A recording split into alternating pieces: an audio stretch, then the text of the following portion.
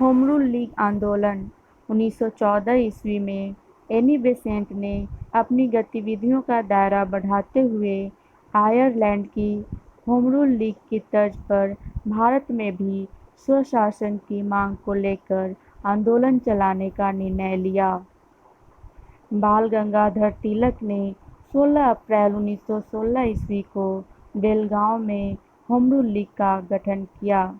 इनकी लीग का कार्यक्षेत्र कर्नाटक, महाराष्ट्र, बम्बई को छोड़कर मध्य प्रांत एवं बरार था। इस आंदोलन के दौरान तिलक ने क्षेत्रीय भाषा में शिक्षा देने तथा भाषाई राज्यों की मांग को स्वराज की मांग से जोड़ दिया।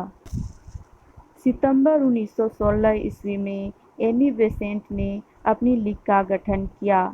इन्होंने जॉर्ज अरुंडेल को लीग का सचिव बनाया तथा अन्य सहयोगी थे वीपी वाडिया एवं C P Ramaswami Iyer. Annie Besant ने अपनी लीग का मुख्यालय अड्यार में स्थापित किया। आगे चलकर जवाहरलाल नेहरू, वी चक्रवर्ती एवं जे बनर्जी ने एनी बेसेंट की लीग की सदस्यता ग्रहण की।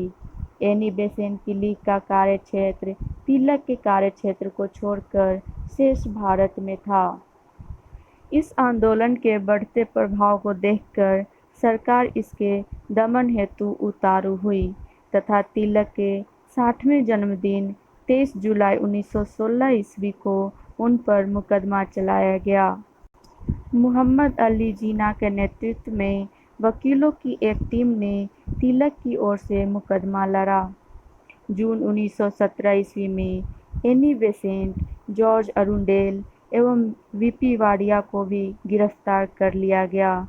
इस गिरफ्तारी के विरोध में सुब्रमण्यम अय्यर ने अपनी नाइट की उपाधि त्याग दी थी तथा मदन मोहन मालवीय, सुरेंद्र नाथ बनर्जी और मुहम्मद अली जिन्ना जैसे तमाम नरमपंथी नेता लीग में शामिल होने लगे। कांग्रेस की अकर्मण्यता से क्षुब्ध होकर अनेक नरमपंथी कांग्रेसी भी इस आंदोलन से जुड़ने लगे। गोखले के नेतृत्व में गठित सर्वेंट ऑफ इंडिया सोसाइटी के सदस्यों को लीग का सदस्य बनने की इजाज़त नहीं थी।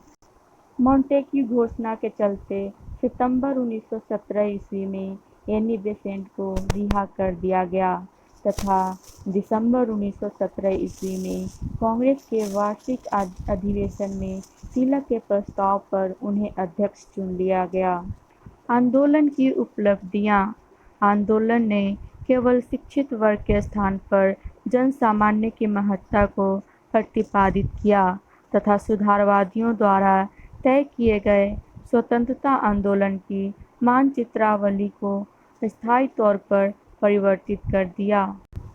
इसने देश एवं शहरों के मध्य सांगठनिक संपर्क स्थापित किया। आंदोलन की यह उपलब्धि बाद के वर्षों में अत्यंत उपयोगी सिद्ध हुई। विशेषकर भारतीय स्वतंत्रता आंदोलन के चरमोत्कर्ष में देश के हर शहर ने सक्रिय भूमिका निभाई, जो इस आंदोलन के सांगठनिक स्वरूप की देन ही थी। आंदोलन ने जुझारू राष्ट्रवादियों की एक नई पीढ़ी को जन्म दिया। उसने भारतीय जन समुदाय को राजनीति के गांधीवादी आदर्शों के प्रयोग हेतु प्रशिक्षित किया। अगस्त 1917 में मॉन्टेग्यू की घोषणाएं तथा मॉन्टफोर्ट सुधार काफ़ी हद तक होम रूल लीग आंदोलन से प्रभावित थे। तिलक एवं एनी बेसेंट के प्रयासों से कांग्रेस के लखनऊ अधिवेशन 1916 में नरम दल एवं गरम दल के राष्ट्रवादियों के मध्य समझौता होने में अत्यंत सहायता मिली। लीग के नेताओं का यह योगदान राष्ट्रीय आंदोलन की प्रक्रिया में मील का पत्थर था। होम रूल लीग आंदोलन ने भारतीय स्वतंत्रता आंदोलन को एक नई दिशा व नया आयाम प्रदान किया।